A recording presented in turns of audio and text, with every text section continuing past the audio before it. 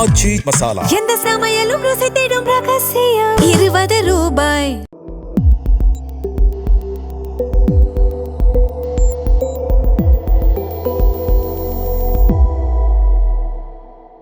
தமிழ் தடம் நேயர்களுக்கு வணக்கம். நம்மோடு உரையாட ஊடகவியலாளர் திரு கேப்ரியல் இணைந்திருக்காங்க. வாங்க பேசலாம். அதற்கு முன்பாக சப்ஸ்கிரைப் பண்ணாமல் வீடியோ பார்க்குறீங்க அப்படின்னா சப்ஸ்கிரைப் பண்ணுங்க. உங்களுடைய ஆதரவை தொடர்ந்து தமிழ் தடம் சேனலுக்கு கொடுங்க.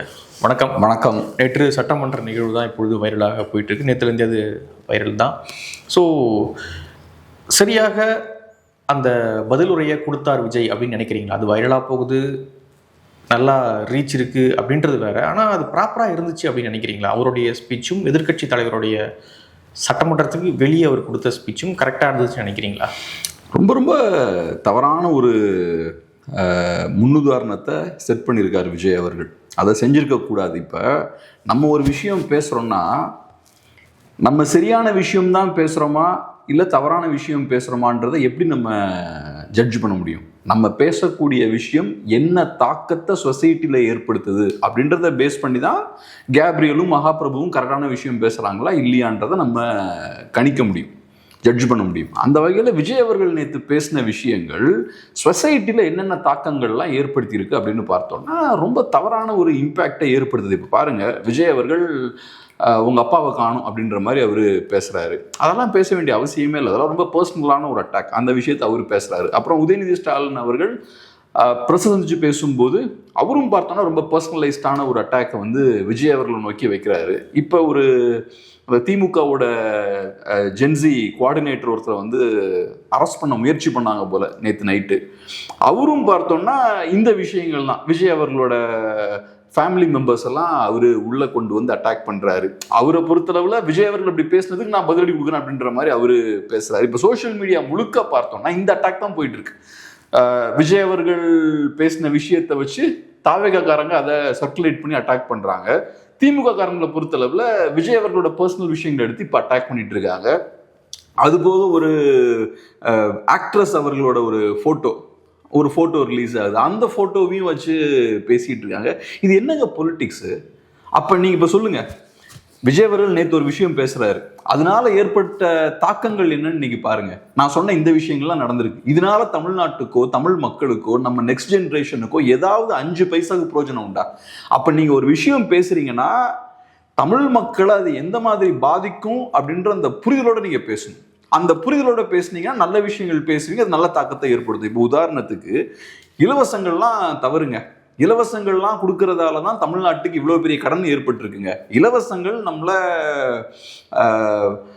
உரிமை தொகைன்னு நீங்கள் அதுக்கு பேர் வைத்தாலும் அது நம்மளோட சுயமரியாதையை இழக்க செய்யுதுங்க அப்படின்ற ஒரு டிபேட்டை நீங்கள் ஸ்டார்ட் பண்ணியிருந்தீங்கன்னா நேற்று அதை பேசிங்கன்னு வச்சுக்கோங்க, இன்னைக்கு என்ன மாதிரியான இம்பாக்ட் அது ஏற்படுத்தியிருக்கும்? நீங்கள் பேசுனது கரெக்டோ தப்போ அது ஒரு சீரியஸான டிபேட்டை கிளப்பியிருக்கும். இப்போ நானும் நீங்களும் உட்காந்து இலவசங்கள் பற்றி பேசுவோம், வேற நாடுகளில் அது என்ன மாதிரியான தாக்கத்தை ஏற்படுத்தியிருக்கு, தமிழ்நாட்டோட நிதிநிலையை பற்றி பேசுவோம், ஃபியூச்சர் என்ன ஆகும்னு நம்ம பேசுவோம், நிஜமாவே மக்கள் அவங்களோட அந்த செல்ஃப் ரெஸ்பெக்டை லூஸ் பண்ணுறாங்களான்னு பேசுவோம்.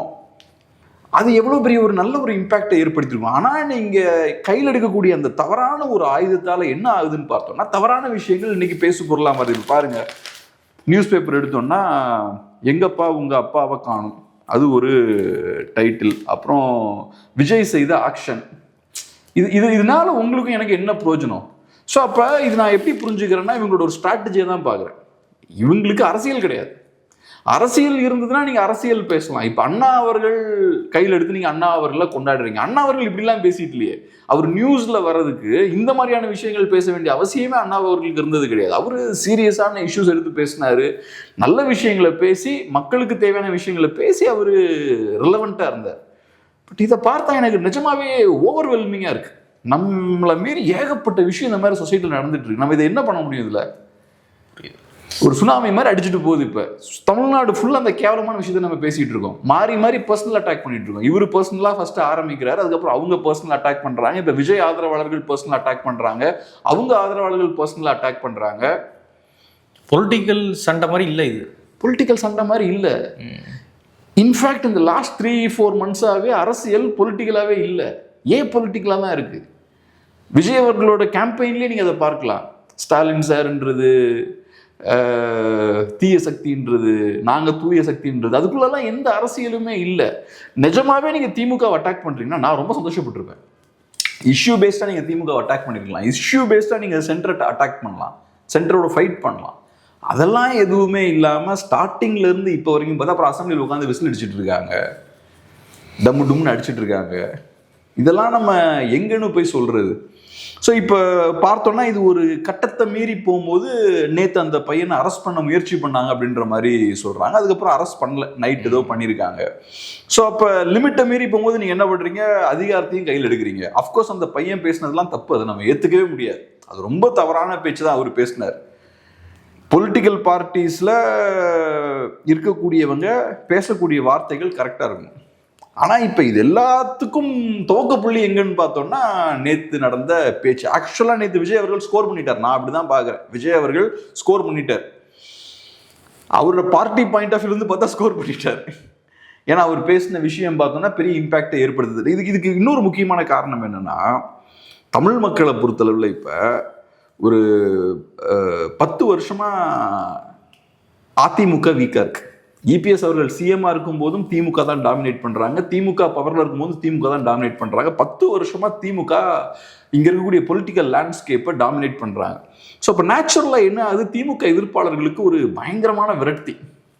அந்த விரக்தியோட வெளிப்பாடு தான் விஜய் அவர்கள் பவருக்கு வந்தது.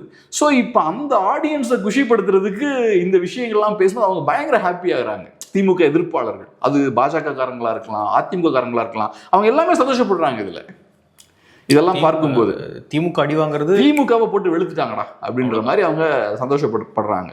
ஆனா அவங்க பார்க்க மறுக்கிற விஷயம் என்னன்னா, நீங்க திமுகவை ஐடியாலஜிக்கல் அட்டாக் பண்ணுங்க, திமுகவை கொள்கை ரீதியாக அட்டாக் பண்ணுங்க, திமுகவோட நிர்வாகத்தை நீங்க அட்டாக் பண்ணுங்க. இப்படி இந்த லெவலில் நீங்க அட்டாக் பண்றீங்கன்னா, எங்கப்பா உங்க அப்பாவை காணுன்ற லெவலில் நீங்க அட்டாக் பண்றீங்கன்னா ஒரு பெர்ஃபார்மன்ஸாக ரசிக்கிறீங்க. ரைட், எனக்கு திமுக அட்டாக் பண்ணா போதுங்க, இந்த 10 வருஷமா ரொம்ப எங்களுக்கு ரொம்ப கஷ்டமா இருந்தது, இன்னைக்கு திமுக அடி வாங்குறாங்க, அது போதுங்க. அப்படி அது அரசியல் கிடையாது. நீங்க இந்த லெவலுக்கு பொலிட்டிக்ஸை கொண்டு போயிட்டீங்கன்னா இந்த அரசியல்ல இருந்து தமிழ் மக்களுக்கு எந்த நன்மையும் கிடைக்காது. பட் எனிவே இப்போ ஒரு என்டர்டைன்மெண்ட் தான் போயிட்டு இருக்கு இப்போதைக்கு. ஓகே, ஆனால் அந்த கைது நடவடிக்கை அளவுக்கு போகிறத எப்படி பார்க்குறீங்க? அது இப்போ அனிதா ராதாகிருஷ்ணன் அவர்கள் மீது ஒரு 3 பிரிவுகளில் வழக்கு பதிவானது செய்யப்பட்டிருக்கு. அவர் 20ஆம் தேதி பேசின ஸ்பீச்சுன்னு நினைக்கிறேன், திருச்செந்தூரில். ஸோ அப்பொழுது பேசும்பொழுது பர்சனலாக சில விஷயங்கள் பேசுகிறாரு, விஜய் அவர்களையும் மற்றவங்களையும் பர்சனலாக பேசுகிறார். பேசும்பொழுது இப்பொழுது அவர் மீது 3 பிரிவுகளில் வழக்கு பதிவானது செய்யப்பட்டிருக்கு. முன்னாள் அமைச்சர், நேற்று இந்த ஜென்சி ஒருங்கிணைப்பாளர், ஸோ அவரையுமே கைது பண்ண ட்ரை பண்ணியிருக்காங்க. தொடர்ச்சியாக திமுக பண்ணது தான் தாவேக்க பண்ண ட்ரை பண்ணுறாங்களா, அல்லது எப்படி பார்க்குறது? இது ஓவர் ரியாக்ஷன் தான். இப்போ அந்த பையன் பேசினதெல்லாம் நம்ம டிஃபெண்டே பண்ணல. இப்போ முதல்வர் அவர்களை பொறுத்தளவில் அவருக்கு ஒரு பர்சனல் லைஃப் இருக்குது, உங்களுக்கு ஒரு பர்சனல் லைஃப் இருக்குது, எனக்கு ஒரு பர்சனல் லைஃப் இருக்குது, இந்த வீடியோ பார்க்கக்கூடிய எல்லாத்துக்கும் ஒரு பர்சனல் லைஃப் இருக்குது. ஸோ அப்படி இருக்கும்போது அவரோட பர்சனல் லைஃப்பில் இருக்கக்கூடிய விஷயங்கள்லாம் எடுத்து பேச வேண்டிய அவசியம் கிடையாது. அது நம்ம பிஸ்னஸே கிடையாது. நான் ஏற்கனவே சொன்ன மாதிரி முதல்வர் அவர்களை பற்றி நம்ம பேசுகிறோம்னா எதுக்காக பேசுகிறோம்? ஏதோ ஒரு வகையில் முதல்வர் அவர்களோட செயல்பாடு நம்ம மாநிலத்தோட நலனை பாதிக்குது, அதனால தான் நம்ம முதல்வர் அவர்களை பற்றி பேசுகிறோம். நம்ம மற்ற நடிகர்கள் பற்றி பேசலையே, நமக்கு சம்மந்தமே இல்லாத ஜெயம் ரவி இஷ்யூ பற்றி நம்ம பேசவே இல்லையே. பொலிட்டிக்கலாக பேசும்போது என்னெல்லாமோ நடந்தது. மேபி அது ஒரு சோஷியல் ஆங்கிள்லேருந்து டிஸ்கஸ் பண்ணலாம், ஏன்னா அவங்க வெளியிலலாம் இஷ்யூ ஆனலாம். ஆனால் நம்ம பொலிட்டிக்கலாக இன்றைக்கி பேசுறதுக்கான காரணம் என்னென்னா, முதல்வர் அவர்களோட செயல்பாடு தமிழ்நாட்டு மக்களோட வாழ்க்கையை பாதிக்குன்றனால மட்டும்தான் பேசுகிறோம். அப்படி இருக்கும்போது எனக்கு முதல்வர் அவர்கள் வீட்டில் என்ன பண்ணுறாரு, பர்சனலாக அவர் என்னென்ன பண்ணுறாரு, அதை பற்றி நம்ம கவலையே கிடையாது, அதை பற்றி நம்ம பேசவும் கூடாது. ஸோ அந்த வகையில் இப்போ அனிதா ராதாகிருஷ்ணன் அவர்கள் பேசுகிற விஷயங்களாக இருக்கலாம், அதே மாதிரி இந்த பையன் பேசின விஷயமா இருக்கலாம், அந்த ஜென்சி பையன் பேசின விஷயங்களா இருக்கலாம், இதெல்லாம் ரொம்ப அபத்தமாக இருக்குது. ஆனால் அதுக்குன்னு போலீஸ்காரங்க அவர் வீட்டுக்கு போகிறது கரெக்டானு கேட்டிங்கன்னா அது ஓவர் ரியாக்ஷன் தான் நான் பார்க்குறேன். அதுவும் மிட் நைட்டில் போய் நீங்கள் அதெல்லாம் பண்ண வேண்டிய அவசியமே கிடையாது. இது கொஞ்சம் ஓவர் ரியாக்ட் பண்ணுறாங்க. ஆனால் இப்போ கிளியராக நம்ம புரிஞ்சுப்போம், விஜய் அவர்களை நீங்கள் பொலிட்டிக்கலாக நீங்கள் கவுண்டர் பண்ணலாம், யாராக இருந்தாலும் சரி பொலிட்டிக்கலாக. ஏன்னா அவர் ஒரு பொலிட்டிஷியன், அவர் இன்னைக்கு சிஎம்மாக இருக்காரு, டெஃபினட்டாக அவரை நோக்கி நிறைய கேள்விகள் கேட்கணும், மினிஸ்டர்ஸ் நோக்கி கேள்வி கேட்கணும், ஆட்சியை நோக்கி கேள்வி கேட்கணும், கட்சியை நோக்கி கேள்வி கேட்கணும், அதெல்லாம் சந்தேகமே இல்லை. ஆனால் பர்சனலாக அட்டாக் பண்ணாதீங்க, அது கரெக்ட் கிடையாது. இப்போ அந்த பையன் பேசுனதுலாம் ஒரு லாஜிக்கும் இல்லை. அவரோட பையனை பற்றி நீங்கள் எதுங்க பேசணும்? உங்களுக்கு சிஎம் கிட்ட பிரச்சனை இருக்கு, சிஎம்மோட பேச்சுல உங்களுக்கு பிரச்சனை இருக்கு, அதை மட்டும் பேசுங்க. நீங்க ஏன் அவரோட ஃபேமிலிக்குள்ளெல்லாம் போறீங்க? இதெல்லாம் அநாகரிகமான விஷயம். இப்போ ஜென்சி கோஆர்டினேட்டர்ன்றாங்க அவரு. ஜென்சிஸ்னா யாரு? ஐடியலா ஜென்சிஸ்னா யாரு? இளைய தலைமுறை. இளைய தலைமுறை. அப்போ உங்களுக்கு வயசு கம்மின்னு அர்த்தம். என்ன ஜென்சியோட டெஃபினிஷன்? 2000 அப்புறம் பிறந்தவங்களா? 97, 1997 இருந்து 2011 வரைக்கும். ஸோ அப்போ சம்வேர் அரௌண்ட் 30 இயர்ஸ்க்கு கீழே தான் நீங்கள் இருக்கீங்கன்றதான் அர்த்தம். ஸோ அப்போ நீங்கள் ஜென்சி கோஆர்டினேட்டராக இருக்கீங்கன்னா அப்போ நீங்கள் இந்த யங் ஏஜ்லேயே நீங்கள் இந்த மாதிரியான பர்சனல் அட்டாக்ஸ்குள்ளெல்லாம் நீங்கள் போக வேண்டாம். இப்போ ஜென்சிஸை ஏன் உங்களால் அட்ராக்ட் பண்ண முடியல? இப்போ டிப்பிக்கலாக பார்த்தீங்கன்னா அனிதா ராதாகிருஷ்ணன் அவரோட ஸ்பீச் நம்ம இப்போ கேட்டோம்ல, அந்த ஸ்பீச்சை கேட்டால் எந்த யங்ஸ்டரும் ஏற்றுக்க மாட்டான். அந்த ஸ்பீச் வந்து ஒரு டிப்பிக்கல் பழைய காலத்து ஸ்பீச். ஆமாம், 90ஸ்க்கு முன்னாடி மேடையில் நின்று அசிங்கமா பேசுறது, திட்டுறது, அந்த டைப் ஸ்பீச். அடிச்சு பிடிச்சி மிரட்டிட்டு இருக்கிறது, அது அந்த காலம், அது முடிஞ்சு போச்சு. ஸோ இப்போ நீங்கள் என்ன பண்ணுறீங்க? அனலைஸ் பண்ணுறீங்க. திமுக தோல்வி அடைஞ்சிருக்காங்க, அதுக்கான காரணம் என்ன? ஜென்சிஸ் வந்து நம்மளால அட்ராக்ட் பண்ண முடியல. ஸோ ஜென்சிஸ்லாம் அட்ராக்ட் பண்ணணும்னா இதுவே அபத்தமான ஒரு கான்செப்ட் தான், ஜென்சிஸுக்குன்னு ஒரு அமைப்பெல்லாம் ஆரம்பிக்கிறது. பட் ரைட், அதெல்லாம் பண்ணுறீங்க. ஆனால் நீங்கள் எடுக்கக்கூடிய அரசியல் என்னவா இருக்குது? அன்னைக்கு அவங்க பண்ண அதே அரசியலை நீங்கள் பண்ணுறீங்க. டிப்பிக்கலாக நீங்கள் அனிதா ராதாகிருஷ்ணன் அவர்கள் பேசினதை இன்னும் கொஞ்சம் கூட மாடர்னாக கண்ணாடி போட்டு பேசுறீங்க, அவ்வளோதான். அப்போ இதை எப்படி பார்த்து அவங்க இம்ப்ரெஸ் ஆவாங்க? இதை பார்த்து அவங்க இம்ப்ரெஸ் ஆக மாட்டாங்க. நீங்கள் டிஃப்ரெண்ட்டான ஒரு நாகரிகமான ஒரு பொலிட்டிக்ஸை முன்வைக்கணும். அன்ஃபார்ச்சுனேட்லி அதை அவங்க பண்ண மாட்டேங்கிறாங்க. ஸோ அதனால் அந்த தம்பி பேசினது டெஃபினட்டாக ரொம்ப ரொம்ப தவறானது. ஒரு சின்ன வயசில் நீங்கள் இப்படிலாம் பேசணும்லாம் அவசியமே கிடையாது. அவர் ஒரு சிஎம், கண்டிப்பாக அந்த இது புரியணும். இன்னொரு பக்கம் பார்த்தீங்கன்னா, நேற்று இந்த ஸ்பீச் இருக்கு இல்லையா, விஜய் அவர்கள் நேற்று சட்டமன்றத்துக்குள்ளே பேசின ஸ்பீச்சை இதுக்கு முன்னாடி பேசின சிஎம்களுடைய ஸ்பீச்லாம் இவ்வளோ கேட்டிருப்பாங்கன்னு தெரில பொதுமக்கள். சட்டமன்றத்தில் ஒரு சிஎம் பேசுகிறத இவ்வளோ பேர் கேட்பாங்களா, பார்ப்பாங்களா அப்படின்ற ஒரு ஆச்சரியம் தான். நேற்று வீட்டுக்கு போயிட்டுருக்கேன், பக்கத்து வீட்டில் டிவியில் இந்த வீடியோ ஓடிக்கிட்டு இருக்கு. யூடியூப்பில் கனெக்ட் பண்ணி, யூடியூப்பில் ஃபுல் ஸ்பீச்னு போட்டால் நிறைய சேனல் போட்டிருக்காங்க. ஸோ அதை கனெக்ட் பண்ணி அவன் பார்த்துக்கிட்டு இருக்கான். அப்போது இன்னும் அந்த விஜய் அவர்களுடைய அலை தமிழ்நாட்டில் இருக்குது அப்படின்னு தான் பார்க்க முடியுதா? நான் ஃபஸ்ட்டே சொன்னது தாங்க, நேற்று விஜய் அவர்கள் பேசின பேச்சு பெரிய தாக்கத்தை ஏற்படுத்தியிருக்கு. தாவேக்காவுக்கு அது பெரிய ஒரு பூஸ்ட், அதில் எந்த சந்தேகமும் கிடையாது. எலெக்ஷனுக்கு முன்னாடி தாவேக்கான்ற கட்சியை தோளில் சுமந்து போய் ஜெயிக்க வச்சது விஜய் அவர்கள் தான். விஜய் அவர்கள் மட்டும்தான் சோலோவா தாவேக்கா கட்சி ஜெயிக்க வைக்கிறார். இந்த இப்போ இருக்கக்கூடிய எம்எல்ஏஸ் மினிஸ்டர்ஸ்லாம் சும்மா தான். ஒவ்வொரு தடவையும் பிரச்சனை வரும்போது அப்படியே ஸ்லோவாக கொஞ்சம் ரிவர்ஸ் போவார். அதுக்கப்புறம் ஒரு பெரிய மீட்டிங்லாம் போட்டு ஒரு ஸ்பீச் கொடுப்பாரு, தாவேக்காவுக்கு ஒரு பூஸ்ட் கிடைக்கும். அப்புறம் எலெக்ஷன் கிட்ட வர பார்த்தோம்னா அந்த மொமெண்டமை இன்க்ரீஸ் பண்ணுறாரு விஜய் அவர்கள். ஸோ அவரோட இமேஜை யூஸ் பண்ணி மட்டும்தான் தாவேக்கா ஜெயிக்கிறாங்க. அதே வேலையை இன்றைக்கும் பண்ணுறாங்க. இப்போ தாவேக்கா ஆட்சி நடக்குது, நிறைய நெகட்டிவான விஷயங்கள் அவங்கள பற்றி சொல்லப்படுது. ஆர்டர் சரியில்லை, பெண்களுக்கு நிறைய பிரச்சனைகள் இருக்குது, அவங்க கொடுத்த வாக்குறுதிகளை நிறைவேற்றல, இப்படி நிறைய பிரச்சனைகள் வருது. இந்த பிரச்சனைகள்லாம் வரும்போது அமைச்சர்கள் ஒரு சைட்ல ஸ்கோர் பண்ண முயற்சி பண்றாங்க, ஒவ்வொரு அமைச்சரும் பேசுறாங்க. அவங்களால பெருசா எதுவும் பண்ண முடியல. இன்னைக்கும் அந்த கட்சி விஜய் சென்டர்ட் கட்சி தான். இன்னைக்கும் பார்த்தோம்னா ஒவ்வொருத்தையும் பிரச்சனை வரும்போது விஜய் அவர்கள் வெளியே வரும்போது அந்த கட்சிக்கு ஒரு பூஸ்ட் கிடைக்குது. ஸோ இன்னைக்கும் பவருக்கு வந்ததுக்கு அப்புறமும் விஜய் அவர்கள் அவரோட தோள்களில் தான் அந்த கட்சியை சுமந்து ஓரளவுக்கு அப்படியே மேனேஜ் பண்ணி கொண்டு போறார். நேற்று பேசின அந்த பேச்சு பெரிய இம்பாக்ட் ஏற்படுத்தின பேச்சு. அது கரெக்ட் தப்புன்றது செகண்டரி, நம்ம எதார்த்தத்தை புரிஞ்சுக்கணும். இப்போ எனக்கு அது இம்பாக்டை ஏற்படுத்தியிருக்க கூடாதுன்றது என்னோட விருப்பம். ஏன்னா அந்த ஸ்பீச்சில் ஒன்றும் கிடையாது, அது ஒரு பொலிட்டிக்கல் ஸ்பீச்சே கிடையாது, சும்மா திமுக அட்டாக், அவ்வளோதான். அதில் திமுக அட்டாக் எந்த லெவலுக்கும் போய் திமுக அட்டாக் பண்ணுவோம், அந்த லெவலில் தான் அந்த ஸ்பீச் இருந்தது. அதில் தமிழ் மக்களுக்கான ஒரு விஷயமும் அதில் இல்லை. ஆனால் அது சொசைட்டியில் பெரிய இம்பாக்ட் ஏற்படுத்தியிருக்கு. ஆனால் இம்பாக்ட் ஏற்படுத்தியிருக்கு. பார்க்கும்போது 45 மினிட்ஸ் பேசியிருக்காரு. நான் தான் நேற்று பார்க்குற ஒரு 2 மணி நேரத்துலேயே லட்சக்கணக்கான பேர் அதை பார்த்துருந்தாங்க. ஸோ அப்போ யூஸ்வலாக தலைவர்கள் பேசுகிறத பெருசாக யாரும் கண்டுக்க மாட்டாங்க, ரைட்டு, எதையாவது போர் அடிக்கிற மாதிரி பேசிகிட்டு இருப்பாங்க. பட் இவர் பேசுகிறத எல்லாரும் கவனிக்கிறாங்க. அதுக்கான காரணம் என்னன்னா, ஒன்று திமுகவுக்கு எதிரான ஆன்டி இன்கம்பன்சி இருக்குது, பெரிய கோபம் இருக்குது, இன்னும் இருக்குது. என்ன ஒரு மாதம் தான் ஆகிருக்கு, கண்டிப்பாக இருக்கும். ஏன்னா பெரிய லெவலில் ஓட் டிரான்ஸ்ஃபர் ஆகிருக்குல்ல, புது கட்சியை உருவாக்கியிருக்காங்க, சாதாரண விஷயமே கிடையாது. பெரிய கோபம் கண்டிப்பாக இருக்குது, அதை நம்ம ஏற்றுக்கிட்டு தான் ஆகணும். அதே மாதிரி இன்னொரு சைடில் பார்த்தோம்னா தாவேக்காவும் அந்த திமுக எதிர்ப்பு அப்படின்ற விஷயத்த கையில் எடுத்துட்டு இருக்காங்க. நான் சொன்ன மாதிரி ஒரு 10 வருஷமாவே திமுக எதிர்ப்பாளர்களும் அதிருப்தியில் இருக்காங்க. ஸோ இந்த ஃபேக்டர்ஸ் எல்லாம் சேரும்போது திமுகவை அட்டாக் பண்ணா மட்டும் போதும். நீங்க திமுகவை அட்டாக் பண்ணா நான் என்ஜாய் பண்ணுவேன், நான் கைதட்டுவேன், ஜாலியா இருப்பேன். ஸோ அப்போ ஒரு பெரிய மார்க்கெட் ஸ்பேஸ் இருக்குன்றது அவங்களுக்கு புரியுது. நீங்க என்ன ரிசல்ட் கொடுக்குறீங்கன்றது அதெல்லாம் கிடையாது. ஆனால் இதுல இன்னொரு கண்டிஷனும் இருக்கு. பெர்ஃபார்மன்ஸ் மட்டுமே கொடுத்து கவர்மெண்ட் ரன் பண்ண முடியாது. பெர்ஃபார்மன்ஸ் மட்டுமே பண்ணி நீங்க எலெக்ஷன்ல ஜெயிக்கலாம். ஏன்னா எலெக்ஷனை பொறுத்தளவுல நீங்க வந்தா நல்லது பண்ணுவீங்கன்னு நம்பி மக்கள் உங்களுக்கு ஓட் போடுறாங்க. உங்களுக்கு ட்ராக் ரெக்கார்டு இல்லை, உங்களோட ஐடியாலஜி அதெல்லாம் பற்றின புரிதலாலும் நீங்கள் வந்தா பண்ணுவீங்கன்னு மக்கள் உங்க மேலே நம்பிக்கை வைக்கிறாங்க. ஏதோ ஒரு வகையில் மக்களுக்கு உங்க மேலே நல்ல அபிப்பிராயம் இருக்குது, அதனால தான் ஓட் போடுறாங்க. ஆனால் நீங்கள் பவருக்கு வந்ததுக்கப்புறம் அப்போ கொடுத்த பெர்ஃபார்மன்ஸை மட்டுமே கொடுத்து வண்டியை ஓட்ட முடியாது. பவருக்கு வந்ததுக்கப்புறம் நீங்கள் எதையாவது செய்யணும். ஏன்னா அரசுன்றது மெகா இன்ஸ்டிடியூஷன். தமிழ்நாடு மாதிரியான ஸ்டேட்டில் அரசுக்கு இன்னும் பெரிய ரோல் இருக்குது. மாதம் 1000 ரூபா கொடுக்குறாங்க. உங்கள் பேக்கெட்டில் வந்து உட்கார்ற காசு வரைக்கும் அரசு தீர்மானிக்கிறாங்க. இந்த நிறுவனத்தை நீங்கள், இந்த இயந்திரத்தை நீங்கள் சரியாக நீங்கள் கையாளலைன்னா நிறைய பேர் பாதிக்கப்படுவாங்க. இந்த இயந்திரத்தை நல்லா கையாண்டிங்கன்னா 5-6 கோடி மக்கள் லாபம் பெறுவாங்க. இந்த நிறுவனம் எஃபிஷியண்ட்டாக இல்லைன்னா என்ன ஆகும்னா அந்த லாபம் அடைகிறவங்களோட எண்ணிக்கை கம்மியாகும். ஸோ இந்த நிறுவனத்தை நீங்கள் கரெக்டாக எஃபிஷியண்ட்டாக ரன் பண்ணணும். கீழே இருக்க ஆட்கள் கரெக்டாக எஃபிஷியண்டான ஆட்களாக இருக்கணும், கட்சிக்காரங்க எஃபிஷியண்ட்டாக இருக்கணும். அப்போ தான் அது கரெக்டாக நடக்கும். அது இல்லாமல் கட்சிக்காரங்களே மோசமானவங்களா இருக்காங்க, சரியா புரிதல் இல்லாதவங்களா இருக்காங்கன்னா சிக்கல் ஏற்படும். ஆனால் இங்கே அதுதான் கேஸ். இங்கே தாவேக்கால் இருக்கவங்களும் ஒன்றும் பர்ஃபெக்டாக இல்லை, நிறைய பிரச்சனைக்குரிய ஆட்கள் நிறைய பேர் இருக்காங்க. ஸோ ஏகப்பட்ட பிரச்சனைகள் இருக்குது. நேற்று கூட நான் ஒரு ட்வீட் போட்டிருந்தேன். இப்போ அசம்பிளியில் ஆதவர்ஜுனா அவர்கள் அந்த 2 வயசு குழந்தைய பற்றி பேசுகிறாரு.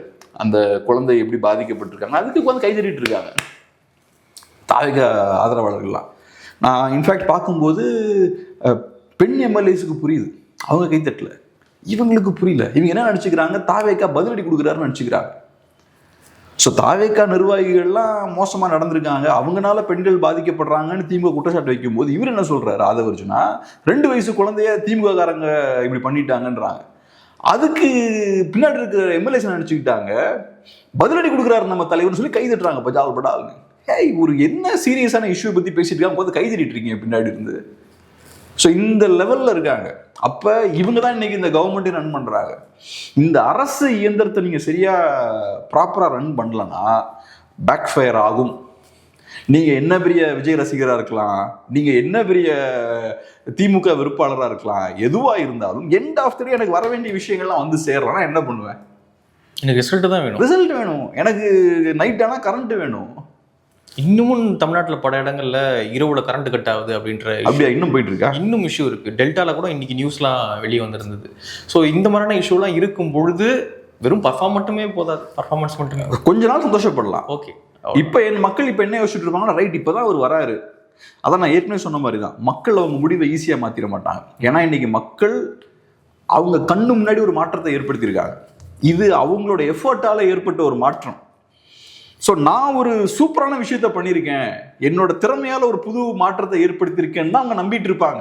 நீங்கள் அவங்ககிட்ட போய் இல்லைங்க நீங்கள் ஒரு மோசமான மாற்றத்தை ஏற்படுத்திருக்கீங்கன்னு சொன்னால் அதை அவங்க ஏற்றுக்க மாட்டாங்க. நான் I have put some effort, என் எஃபர்ட்டின் வாயிலாக ஒரு புது மாற்றம் ஏற்பட்டிருக்கு. அப்போ அதை கொண்டாடதான் மக்கள் முயற்சி பண்ணுவாங்க. இல்லை நான் ஒரு மாற்றம் ஏற்படுத்தியிருக்கேன், ஆனால் சுற்றி நடக்கிற விஷயங்கள்லாம் பார்த்தா நல்ல மாற்றம் மாதிரி தெரியல, பக்கத்தில் இருக்கிற வேற நம்ம நோண்டிக்கிட்டே இருக்கான், என்ன பண்ணலாம் அப்படின்ற மாதிரி இப்போ கன்ஃபியூஷனில் இருப்பாங்க. ஆனால் எடுத்தோடனே அவங்க தப்பு ஒத்துக்க மாட்டாங்க. பட் ஒரு பாயிண்ட்டுக்கு அப்புறம் டிஃபெண்ட் பண்ண முடியாது. இப்போதைக்கு மக்கள் வந்து ரைட் பவருக்கு வந்திருக்காங்க, மேபி இது திமுக சதியாக இருக்கலாம், கரண்ட்டு கட்டெல்லாம் ஆகுதுன்னா திமுக சதியாக கூட இருக்கலாம் அப்படின்னு யோசிக்கிறாங்க.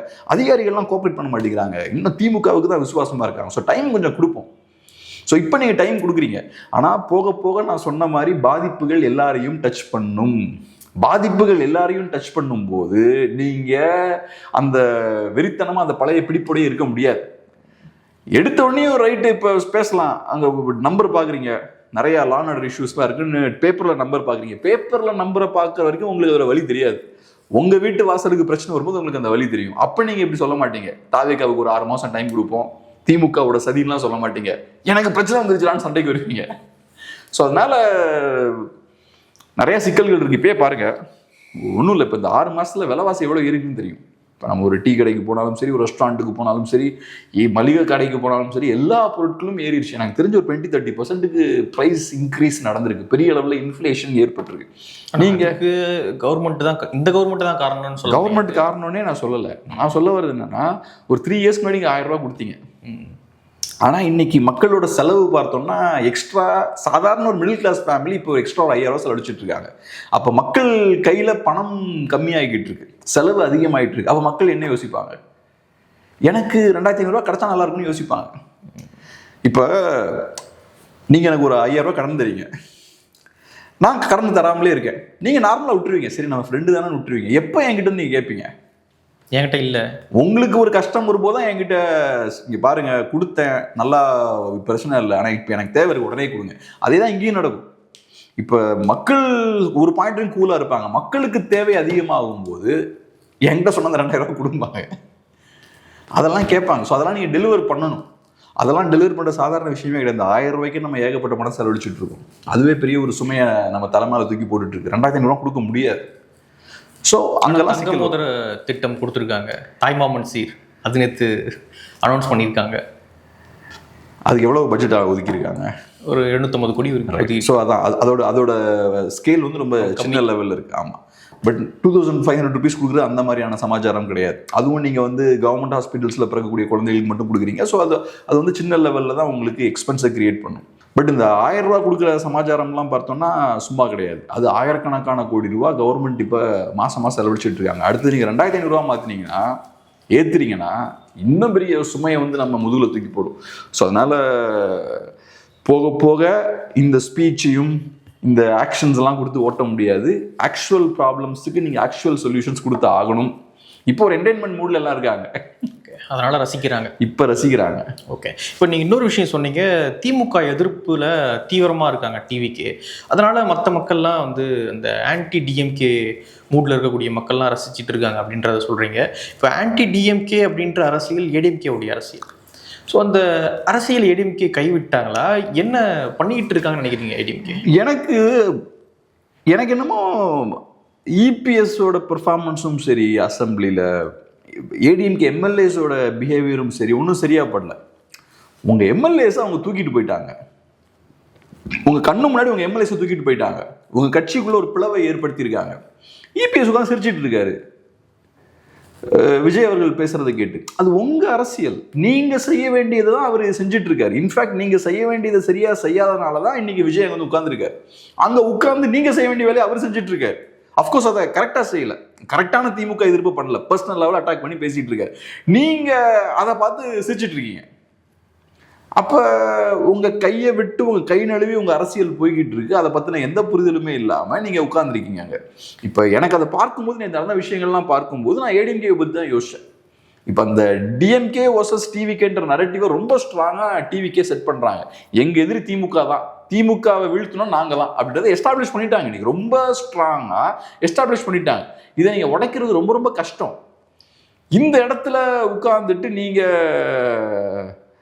இப்போ நீங்கள் பண்ண வேண்டிய வேலை என்னன்னா, நிஜமான திமுக எதிர்ப்பு நாங்கள் தான், நிஜமான மாற்று நாங்கள் தான், அவங்க கிடையாதுன்றதை நீங்கள் ப்ரூவ் பண்ணணும். அதான் உங்கள் வேலை. ஆனால் இபிஎஸ் அவர்கள் பார்த்தா உட்காந்து சிரிச்சிட்டு இருக்காரு. அவங்க அரசியல் இப்போ அவங்க பண்ணல, அவரும் ஒரு ஆடியன்ஸாக பார்த்துட்டு இருக்காரு. அதை நீங்கள் தலைவர் சார் அங்கே உட்காந்துருக்கீங்க. இப்போ 2 பேரையும் எதிர்க்க வேண்டிய அவசியம் இருக்கு அவங்களுக்கு. திமுகவை எதிர்க்கணும், திமுக எதிர்ப்பு கட்சி தான். 2வது தாவேகா உண்மையான திமுகவுக்கான மாற்று கிடையாது, தாவேகா ஒரு போலி மாற்று தான், உண்மையான மாற்று நாங்கள் தான்றதை எஸ்டாப்ளிஷ் பண்ணணும். அதுதான் இன்னைக்கு அதிமுகவுக்கு இருக்கக்கூடிய சேலஞ்ச். ஆனால் மக்கள் அதை ஈஸியாக நம்ப மாட்டாங்க. அந்த இடத்துக்கு மக்களை கொண்டு வரணும்னா டைம் ஆகும். ஆனால் நீங்கள் செய்ய வேண்டிய அரசியலை கரெக்டாக பண்ணணும்ல. ஸோ நீங்கள் உங்களோட ஸ்பேஸை தக்க வச்சுக்கணும். அதிமுக பார்த்தா நாளுக்கு நாள் சுருங்கிக்கிட்டே இருக்கு, நாளுக்கு நாள் ஆட்கள் அதிமுகலேருந்து வெளியேறிட்டு இருக்காங்க. நம்ம பார்க்கறது பழைய அமைச்சர்களும் எம்எல்ஏக்களும் வெளியேறது தான். களத்தில் நான் கேள்விப்படுறதுனா நிறைய பேர் அதிமுககாரங்க டிவிக்கில் போய் சேர்றாங்கன்றாங்க, கிரவுண்டில் போகிறாங்க. லோக்கல் நிர்வாகிகள் கட்சிக்காரங்கெல்லாம் தாவேக்கால போய் சேர்றாங்கன்றாங்க. அவங்களுக்கும் குஷியாக இருக்கும்ல, பாடுறா எப்படி கேட்குறாரு விஜய் அவர்கள். விஜய் அவர்கள் ஃபேமிலி பாலிடிக்ஸை பற்றி பேச சந்தோஷப்படுவேன். ஆனால் ஃபேமிலி பாலிடிக்ஸை பர்சனல் லெவலில் நீங்கள் கொண்டு போனீங்கன்னா கரெக்டாக இருக்காது. ஃபேமிலி பாலிடிக்ஸ்ன்றது அது ஒரு சோஷியல் ப்ராப்ளம். அதை நீங்கள் டீட்டெயிலாக நேற்று பேசிட்டீங்கன்னா சந்தோஷப்பட்டிருப்பேன். ஆனால் இவர் பர்சனல் லெவலில் அப்பாவை காணும்னு சொல்கிறார். எல்லாரும் இதெல்லாம் அதிமுக கேட்டதுக்கு அப்பீலிங்காக இருக்கும்னு நினைக்கிறேன். அவங்களுக்கு திமுக எதிர்ப்பு தானே, திமுக தீய சக்தி, அவ்வளோதான். திமுகவை எதிர்க்கிறாரு, ரசிப்போம், அவ்வளோதான். ஸோ நிறையா பேர் அங்கே போயிட்டு இருக்காங்கன்ற செய்திகள்லாம் வந்துட்டு இருக்கு. இந்த மாதிரியான காலகட்டத்தில் நீங்கள் ஸ்ட்ராங்காக இருக்கணும். நீங்களும் எப்படி ரியாக்ட் பண்றீங்க? நான் ஒரு சாதாரண திமுக எதிர்ப்பாளர் எப்படி ரியாக்ட் பண்ணுவாரு? பா விஜய் சூப்பரா அட்டாக் பண்றாரு அப்படின்னு மாதிரி நீங்களும் உட்காந்து சிரிச்சு அப்படி ஜாலியா ரசிச்சுட்டு இருக்கீங்க. அப்புறம் இதெல்லாம் என்ன, ஒருவேளை லைவ் எல்லாம் போடுறது இன்னும் உங்களுக்கு புரியலையே என்னமோ தெரியல. இன்னொரு பக்கம் நேற்று பார்க்கும்போது என்ன அப்படின்னா, கிரவுண்ட் ரொம்ப கிளியராக இருக்க மாதிரி இருக்கு. ஒரு பக்கம் டிவிக்கு, இன்னொரு பக்கம் டிஎம்கே அப்படின்னு முதல்ல வந்து ஒரு 4 முனை 3 முனை அப்படிலாம் வந்து சொல்லிக்கிட்டு இருந்தோம். இப்போ அதெல்லாம் ஒன்றும் கிடையாது, ரொம்ப கிளியராக கிரவுண்ட் இருக்கு அப்படின்றதுக்கான ஒரு உதாரணம் தான் நேற்று நடந்த அரசியல்னு பார்க்கலாம். இப்போ சிம்பிளுங்க. இப்போ நான் என்ன சொல்லுவேன்னா, இன்னைக்கு எலெக்ஷன் நடத்தினாங்கன்னா நீங்கள் சொன்ன மாதிரி தான் கிரவுண்ட் ரொம்ப கிளியராக இருக்கும். ஃபஸ்ட்டு போன மாதம் ரிசல்ட் வருதுல்ல, மே 4ஆம் தேதி, அந்த ரிசல்ட்டில் தெளிவான ரிசல்ட் இல்லை, 108 சீட்ஸ் தான் அவங்களுக்கு கிடச்சிருக்கு. ஆனால் இன்னைக்கு திரும்ப எலெக்ஷன் நடத்துகிறாங்கன்னா ரொம்ப தெளிவாக ரிசல்ட் இருக்கும். தாவேக்கா ஸ்வீப் பண்ணிடுவாங்க. ஓகே, அதிமுக இல்லாமல் ஆயிடுவாங்க. டிஎம்கே எதிர்கட்சி, டிஎம்கே வீக்காக இருப்பாங்க. இன்னைக்கு இருக்கிறத விட இன்னும் கொஞ்சம் கூட வீக்காக இருப்பாங்க. ஆனால் எதிர்கட்சியாக இருப்பாங்க. எதிர்கட்சியாக செகண்ட் பிகஸ்ட் பார்ட்டியாக இருப்பாங்கன்னு நான் நம்புறேன். ஓகே, ஆனால் ரொம்ப சுருங்கின நிலையில் இருப்பாங்க. ஏன்னா எலெக்ஷன் டைமில் ஓட்ஸ் எல்லாம் உடஞ்சதுக்கு அப்புறமே திமுகனால பெருசாக பெர்ஃபார்ம் பண்ண முடியல. ஸோ தாவேக்கா ஜெயிப்பாங்கன்ற நம்பிக்கையும் நிறைய பேருக்கு இல்லை. நிறைய பேர் என்ன வச்சுட்டு இருந்தாங்கன்னா, அதிமுக ஓட்ட தாவேக்கா உடைக்க போறாங்கன்னு நினச்சிட்டு இருந்தாங்க. ஆனால் தாவேக்கா ஓட்ட தான் அதிமுக உடைச்சிருக்காங்க. ஸோ அதனால இப்போ இந்த ஃபேக்ட்ஸ் எல்லாமே புரிஞ்சிருச்சு. இன்னைக்கு எலெக்ஷன் வைக்கிறாங்கன்னா தாவேக்கா கிளீனாக ஸ்வீப் பண்ணுவாங்க. அந்த ஸ்ட்ரென்த் இன்னைக்கு தாவேக்காவுக்கு இருக்கு. ஆனால் இப்போ அதிமுகவுக்கு ஹோப் என்னன்னா, போக போக போக தாவேக்கா டெலிவர் பண்ணும். அந்த இடத்துல தாவேக்கா சொதப்புறாங்கன்னா அதிமுக ஸ்கோர் பண்ணல. இப்போ நிறைய பேர் சொல்லிட்டு இருக்காங்க, அடுத்து தாவேக்கா தான் 10 வருஷம் இருப்பாங்கலாம் சொல்றாங்க. மேபி 5 வருஷம் இருக்கலாம், மேபி 10 வருஷம் இருக்கலாம். ஆனால் ஒன்று கிளியரா புரிஞ்சுக்கோங்க, பொலிட்டிக்ஸ் வந்து இதுக்கு முன்னாடி நடந்த மாதிரி தான் நடக்கணும்னு அவசியம் கிடையாது. எம்ஜிஆர் அவர்கள் காலை வச்ச உடனேயும் 10 வருஷம் நின்னாரு, திமுக அதிகாரத்துக்கு உடனே 10 வருஷம் நின்னாங்க. இப்போ புதுசாக ஒருத்தர் மாற்று கொண்டு வந்திருக்காரு, அவரும் 10 வருஷம் நிற்பாருலாம் சொல்ல முடியாது. சில காலகட்டங்கள் அந்த மாதிரி இருக்கும், சில காலகட்டங்கள் டக்கு டக்குன்னு மாற்றங்கள் வந்துகிட்டே இருக்கும். நிறைய பொலிட்டிக்கல் ப்ராப்ளம் பட்டுன்னு வரும். இன்ஸ்டெபிலிட்டி இருக்கும்போது பார்த்தீங்கன்னா கவர்மெண்ட்ஸ் வந்து ஸ்டேபிளாக இருக்காது. அந்த மாதிரியான காலகட்டமாகவும் இது இருக்கலாம். ஏன்னா இந்த காலகட்டம் பார்த்தீங்கன்னா பொருளாதார ரீதியாக இன்ஸ்டேபிளான ஒரு சூழல் உலகம் முழுக்க இருக்கு. இப்போ கியர் ஸ்டார்மர் பார்த்தோம்னா 6வது பிரைம் மினிஸ்டராக ரிசைன் பண்ணியிருக்காரு. 10 வருஷத்தில் 6 பிரிட்டிஷ் பிரைம் மினிஸ்டர். இந்த சூழல் நிறைய நாடுகளில் இருக்கு. இந்தியாவில் கடவுள் புண்ணியமாக அந்த சூழல் இன்னும் வரல. ஸோ ஆனால் இங்கேயும் ஒரு மாற்றம் வருதுன்றது அது காட்டுது. ஜென்சிஸ் புரட்சி அங்கே நேபாளில் வருது, அப்புறம் பங்களாதேஷில் வருது. இங்கேயும் பார்த்தோன்னா காக்ரோச் ஜனதா பார்ட்டின்றாங்க, சிஜேபின்றாங்க. தமிழ்நாட்டில் ஒரு புது கட்சி ஒன்று ஃபார்ம் ஆகிருக்கு. இவங்க யாருக்கும் பெரிய பொலிட்டிக்ஸ் இல்லை. இப்போ டிவிகேவுக்கும் பெரிய பொலிட்டிக்ஸ் இல்லை, சிஜேபிக்கும் பெரிய அரசியல்லாம் ஆழமான அரசியல்லாம் கிடையாது, நேபாளில் தெருக்கு வந்து போராட்டங்களுக்கும் பெரிய ஆழமான அரசியல்லாம் கிடையாது. ஆனால் அதிருப்தி இருக்குது. அதை நம்ம புரிஞ்சுக்கணும், அதை நம்ம அங்கீகரிக்கணும், அது இருக்கு. ஸோ நான் சொல்ல வர விஷயம் என்னன்னா, இவங்க இன்னைக்கு பவர்ல இருக்கிறதால இதுக்கு முன்னாடி வந்தவங்கலாம் 10 வருஷம் 15 வருஷம் நின்ன மாதிரி இவரும் நிப்பாருலாம் சட்டம்லாம் ஒன்றும் கிடையாது. நிறைய வேற வேற குழப்பங்கள் வர்றதுக்கும் வாய்ப்பு இருக்கு. ஸோ செய்ய வேண்டிய வேலையை கரெக்டாக செய்யணும். அரசியல்ல அதுதான் முக்கியம். சாதாரண சாமானியர்கள் பார்த்தோம்னா உன்னை பார்த்தா டக்குன்னு வாயை பிளந்துட்டு பிரமிச்சு போயிடுவாங்க. நீ யாரும் எதுவும் பண்ண முடியாதுப்பா. திமுக இருக்கும்போது திமுகவை நீ யாரும் எதுவுமே பண்ண முடியாதுப்பா. திமுக 15 வருஷம் பவர்ல இருப்பாங்க. அப்படி ஏகப்பட்ட பேர் என்கிட்ட சொன்னாங்க. 200 சீட்டுன்னு எழுதணும்ல, 200 சீட்டுன்னாங்க. ஸோ சாமானியர்கள் எப்பவுமே ஒரு பிரமிப்போட தான் எல்லாத்தையுமே பார்ப்பாங்க, அதிகாரத்தை பிரமிப்போட தான் பார்ப்பாங்க. ஆனால் அதிகாரம் அப்படி அவங்க நினைக்கிற மாதிரியே ஒருத்தர் கையிலேயே 10 வருஷம் 15 வருஷம் இருக்கணும்லாம் அவசியம் கிடையாது. மக்கள் நினைச்சாங்கன்னா பிரச்சனை இருக்குன்னா பட்டுன்னு காணாம போயிடும். நீ எவ்வளோ பெரிய மனுஷனாகவும் இருக்கலாம், சரியான விஷயங்கள் நீங்கள் செய்யலாம்னா பட்டுன்னு காணாம போயிருவீங்க. ஸோ அதனால அதிமுக செய்ய வேண்டிய வேலையை செஞ்சாங்கன்னா அவங்களுக்கு ஒரு ஹோப் இருக்கு. ஆனால் அவங்க செய்கிற விஷயங்கள்லாம் வச்சு பார்க்கும்போது நேற்று அவங்களுக்கு வேலையே இல்லைங்க அசம்பிளியில். ஏதோ வேற ஏதோ 2 சண்டை போயிட்டு இருக்கு, இவங்க ஆடியன்ஸ் மாதிரி உட்காந்து பார்த்துட்டு இருக்காங்க. ஆடியன்ஸ் மாதிரி பார்த்துட்டு கை தட்டிட்டு இருக்காங்க. நான் கை தட்டுறாங்கன்னு சொல்றது வந்து ஓப்பனா கை தட்டல, பட் அவங்க ரசிக்கிறாங்கன்ற மற்ற பார்ட்டி பாக்குறாங்கன்னா. ஆனா நீங்க அப்படி உட்காரக்கூடாது. நீங்க ஒரு ஆக்டிவ் பிளேயரா இருக்கணும். அங்க ஏதோ 2 பேர் சண்டை போட்டு இருக்காங்க, நான் உட்காந்து நானும் ஆடியன்ஸ் மாதிரி என்ஜாய் பண்ணுவேன் அப்படின்றது கிடையாது. ஸோ நேற்று பார்க்கும்போது அதிமுக ரோலே இல்லை. ஓகே, பார்க்கலாம். நிறைய விஷயங்களை மூட பகிர்ந்துக்கிட்டீங்க. நன்றி.